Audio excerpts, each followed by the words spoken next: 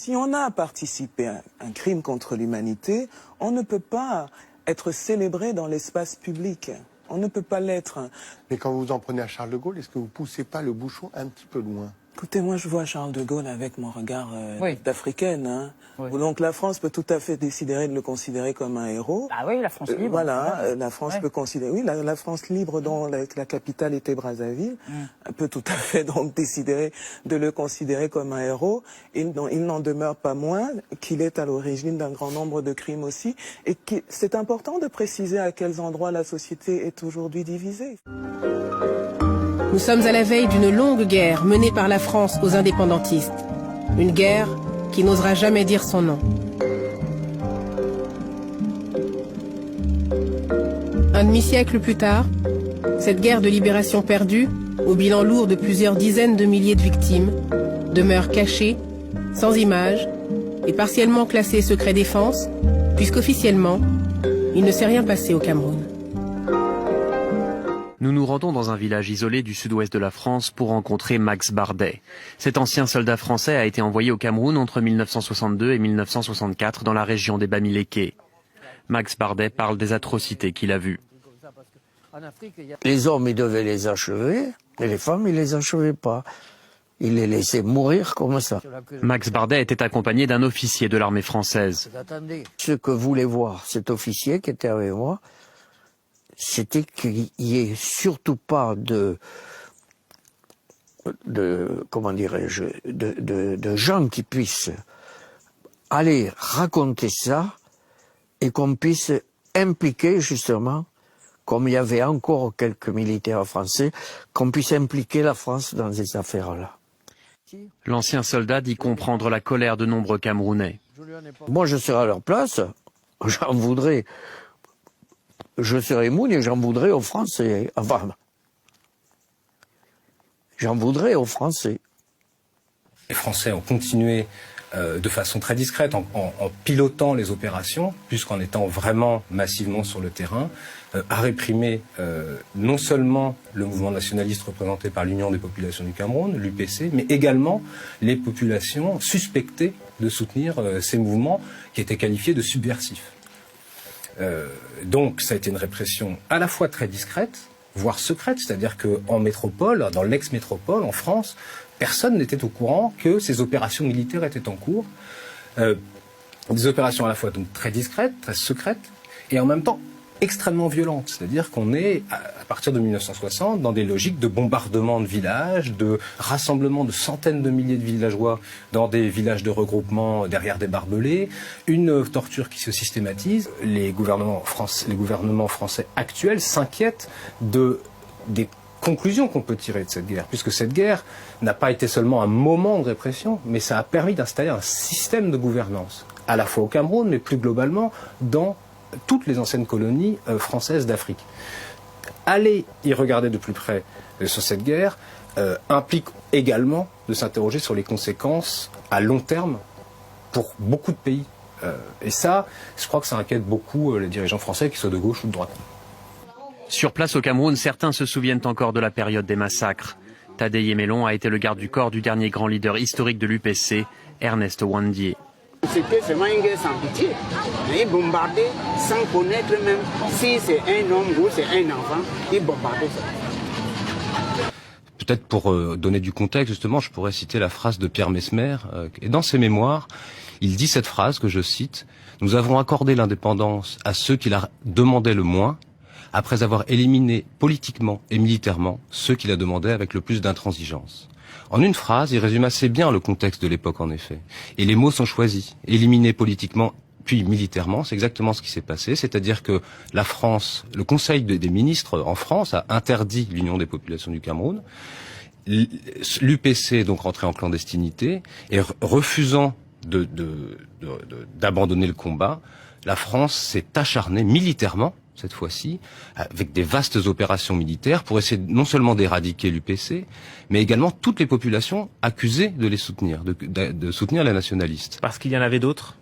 Parce qu'il y avait d'autres personnes. Il y avait l'UPC, il y avait d'autres groupes. Mais qui surtout, étaient, non, l'UPC qui avait été créé en 1948 avait mobilisé massivement les Camerounais autour des mots d'ordre d'indépendance, de réunification du Cameroun français et du Cameroun anglais. Et donc, effectivement, il y avait des dizaines et des dizaines et des dizaines de milliers de Camerounais qui soutenaient l'UPC. C'est dans les rapports de police de la France qui dit l'UPC jouit d'une popularité immense. Donc, pour essayer d'éradiquer, d'éliminer, comme dit Mesmer, complètement les velléités nationalistes, la France a engagé une guerre. Dans l'Ouest, la région la plus densément peuplée, des villages entiers sont rayés de la carte et leur population est décimée.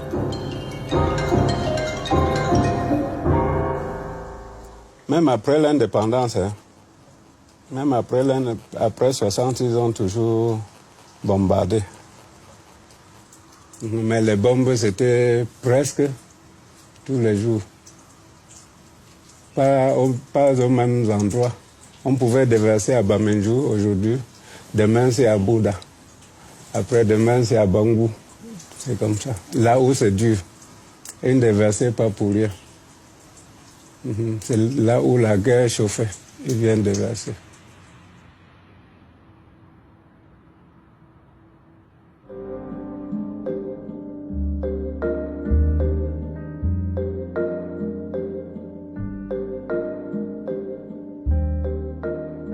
C'est là que les maquis commencent véritablement aussi à l'ouest du pays.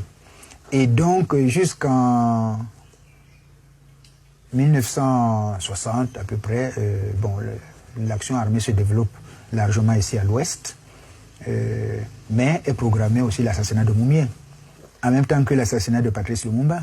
Alors ça c'est lié certainement à la deuxième conférence des peuples africains qui élit un comité comprenant notamment Boumendjel du FLN d'Algérie, Lumumba, Moumié. Alors ça signifie qu'à l'échelle continentale, il va se passer des choses pas agréables du tout pour les milieux coloniaux. La France continue sa stratégie d'éradication. Félix Moumié, qui dirige toujours l'UPC depuis l'exil, est à Genève où il négocie un transfert d'armes. Un agent des services secrets français, William Bechtel, serait parvenu à glisser un poison dans son verre. Le 4 novembre 1960, Félix Moumié meurt à l'hôpital de Genève. J'ai dit que c'est le général de Gaulle qui a tué mon mari. C'est ça que j'ai dit. Qu'on trouve que c'est mauvais, qu'on trouve que c'est mal dit, qu'on trouve que comment. Mais c'est ça que j'ai dit.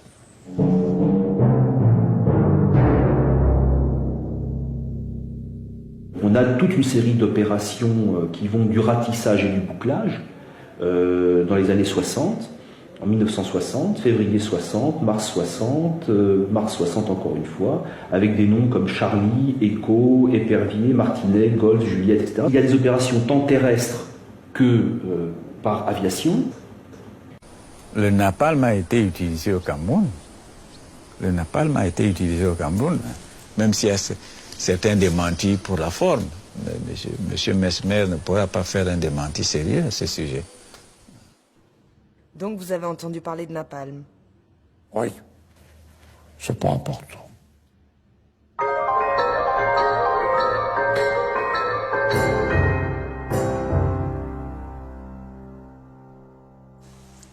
Nous, on disait que c'était l'acide. C'est le nom que nous, on connaissait. Qui déverse l'acide sur les gens. Parce que quand ça verse, ça te brûle. Ça brûle même les arbres comme ça, tout. Mais nous, on disait que c'était l'acide. Ouais. Lorsque De Gaulle s'était présenté à Conakry pour soumettre le projet de la communauté franco-africaine, Sékou Touré, qui l'a reçu, lui a dit clairement que, écoutez, la Guinée ne va pas s'inscrire dans cette histoire de la communauté franco-africaine.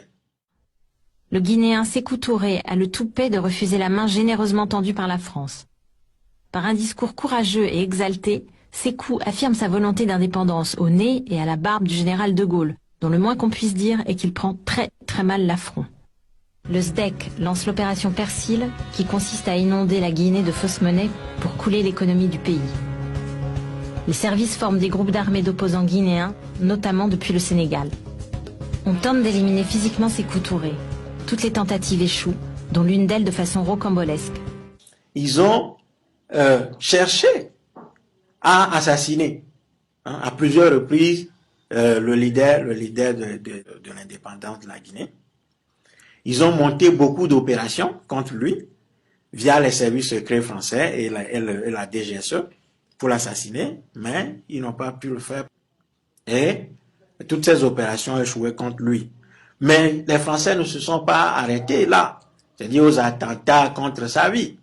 Mais ils ont coulé systématiquement l'économie de la Guinée, tout d'abord en bloquant le franc, parce que la Guinée était aussi dans la zone CFA. Donc, qu'est-ce qu'on va faire? On va bloquer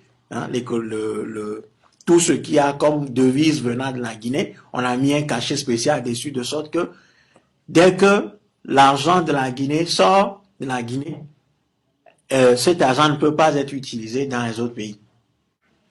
Sékou Touré va décider de créer une monnaie.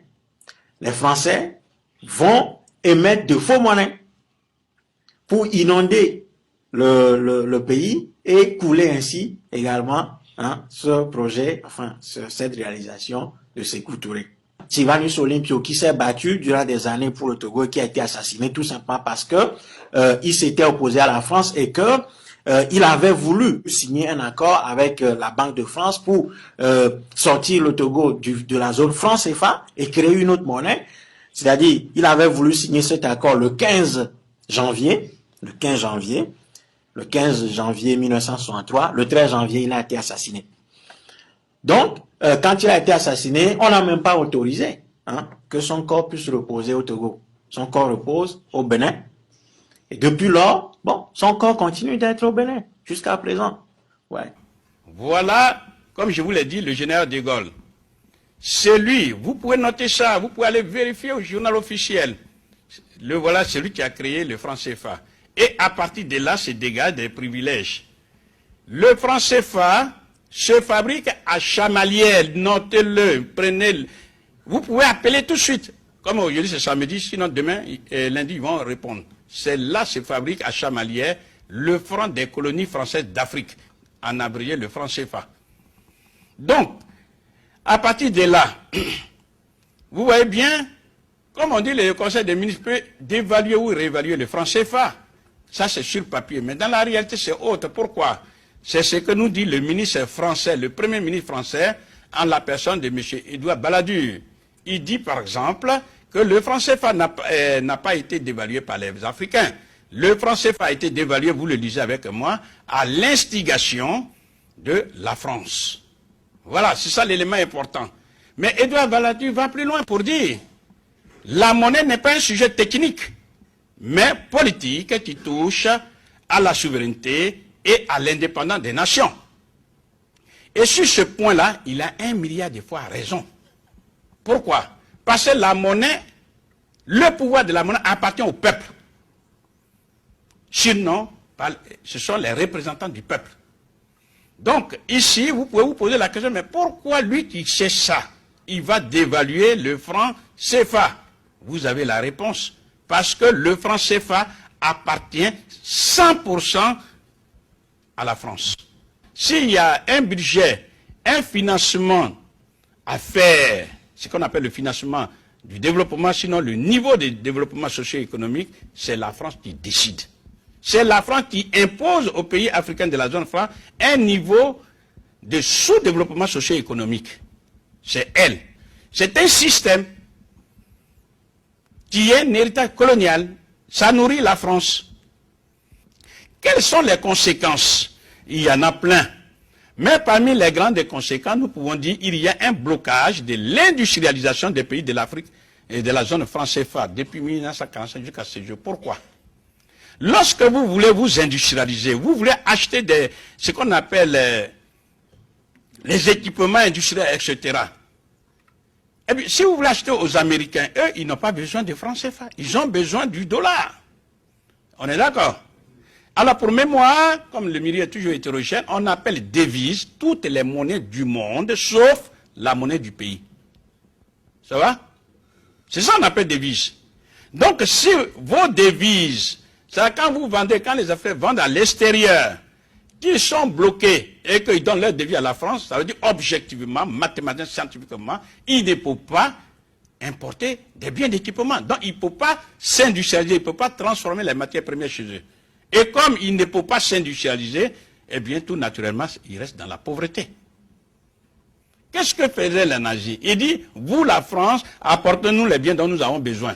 Et en contrepartie, on crédite votre compte, on met un signe plus. Voilà ce que nous dit M. Jean Boissonnat, brillant et journaliste, mais il n'est pas cité ici en tant que tel. Il est cité parce qu'il est membre du comité monétaire de la Banque de France. Regardez ce qu'il dit. Il dit, la zone franc a permis à la France de se fournir en certaines matières premières sans débourser de devises. Ça dit, ne paye pas.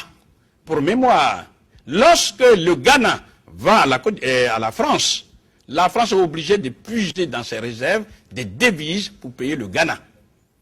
Si la France veut achète des biens, par exemple, au Nigeria, ou du moins à tous les autres pays du monde, qui ne sont pas membres de la zone franc, elle prend les devises et elle les paye. En ce qui concerne les 15 pays d'Afrique francophones de la zone franc CFA, sans débourser de devises. Elle prend seulement son signe plus, elle les crédite.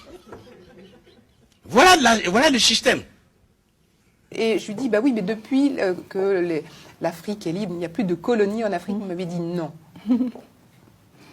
Il y a toujours. Et la colonisation n'est plus là, mais elle est toujours. Elle est là. Elle est là. Elle est dans la tête, mais elle est aussi économique. Elle est largement économique. Il suffit de penser au système du CFA qui est un racket d'une... S'il n'y avait plus de CFA, moi je ne suis pas sûre que la France elle ferait ça quand elle se tiendra en Afrique. Il faudrait peut-être que les Français dits de souche qui nous mettent sur des strapontins identitaires et qui nous disent que nos nationalités françaises sont des nationalités élastiques et puis on peut nous l'enlever, etc. Et qui disent à nos enfants qu'ils ne sont pas tout à fait d'ici, qu'ils les violentent sans cesse. Il faudrait peut-être leur dire que si l'Afrique arrêtait de nourrir la France, elle ferait moins le malin. Moi, je dis, elle emprunterait de l'argent à la Grèce, la Grèce actuelle. Et alors, moi, j'aimerais avoir votre avis sur ce qu'on appelle le grand homme, puisque c'est la grande référence politique française. Tout le monde se réclame de Gaulle. On est tous gaullistes. C'est souvent ce que les hommes politiques, en tout cas, certains hommes politiques, voilà. Et moi, j'aimerais connaître votre réaction. Comment vous voyez ce personnage ? Je vais être un peu iconoclaste, je pense. Vous pouvez. Déjà, je reviens quand j'étais petite. Je me suis toujours demandé pourquoi on chantait les louanges d'un monsieur qui n'était pas sur le front de la guerre. C'est très personnel. Je me disais pourquoi le général de Gaulle et pas le général Leclerc, puisqu'on me disait que le général Leclerc, lui, il avait été au combat. Donc je ne comprenais pas trop. On m'a dit qu'il a fait de la résistance depuis l'Angleterre. Bon. Nous savons que